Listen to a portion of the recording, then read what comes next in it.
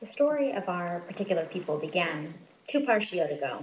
The story of Abraham and his family began in Parshat Lech Lecha.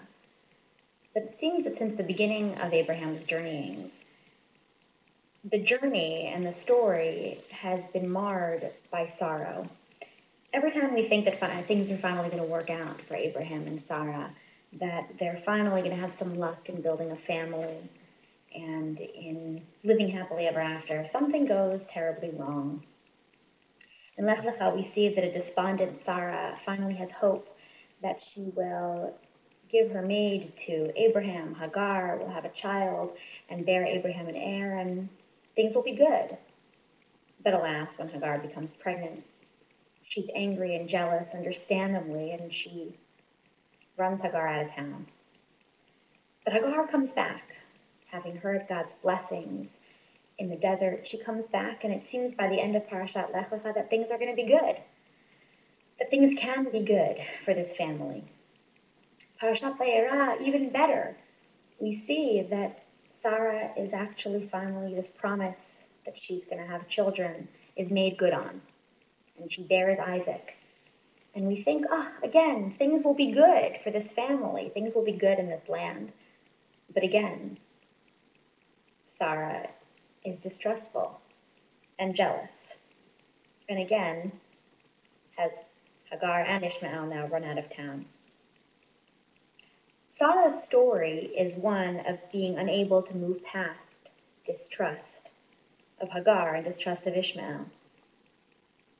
So one would expect that this week's parasha of Chaye Sarah, literally the life of Sarah, would offer more of the same, that it would sort of seal the deal with regard to the destiny of the relationship between Abraham's two children, that it be one of estrangement and embitterment.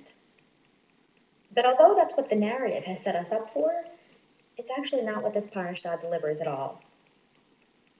This parasha closes with Abraham's two sons, Isaac and Ishmael, burying him in the cave of Machpelah that he's purchased in this parasha, the famous burial place of our ancestors, which is still so coveted in Hebron today.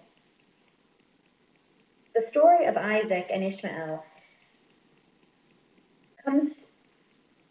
it concludes in a profoundly peaceful place. One would expect for Hebron to eternally serve as a symbol of that peace and reconciliation. One would hope for that. But the reality is quite different. We, the distant descendants of Ishmael and Isaac, Muslims and Jews, we've not been afforded the privilege of picking up where they seem to have left off. Instead, it seems that we've been fated to have to live out all the sorrow and distrust that their parents experienced and put one another through. And the Hebron of today truly epitomizes the latter, distrust and sorrow. The Hebron of today is a place of hatred and disrespect between Jews and Arabs. The state of relations in that city does a tremendous distrust and desecration. It's a desecration, truly, of the memory of Abraham and his children. Too often, it seems in life that we are waiting until we're standing by a graveside before we initiate reconciliation, before we really make moves towards peace and love. My prayer is that we don't have to live out this generation, that this generation won't have to die out, yet another generation, before we see the peace and love that I think is meant to be there between the children of Abraham.